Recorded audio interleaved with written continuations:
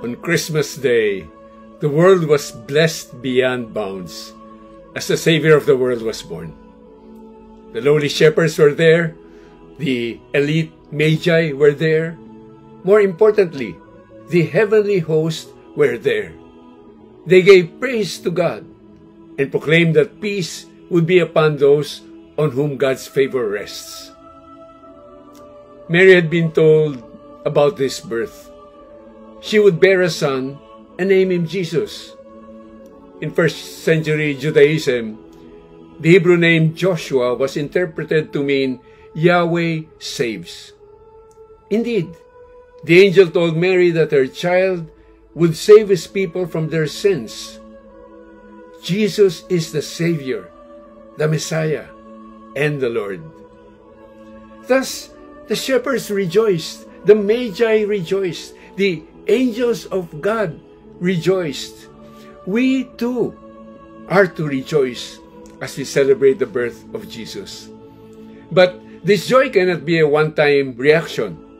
We are to rejoice always, because God is with us, because God has won for us our salvation, because God's light has come into the darkness. This Christmas, let us resolve to enter more deeply in our relationship with our Lord and Savior Jesus Christ. Let us resolve to pray without ceasing, to be mindful of this relationship with Jesus 24/7, to take each moment as an opportunity to be like our Lord. And let us resolve to give thanks in all circumstances, no matter how challenging life is. Jesus has already entered into our world and into our lives, and we have Him to follow and embrace. He will never forsake us. He loves us with an eternal love. We can entrust our whole lives to His care.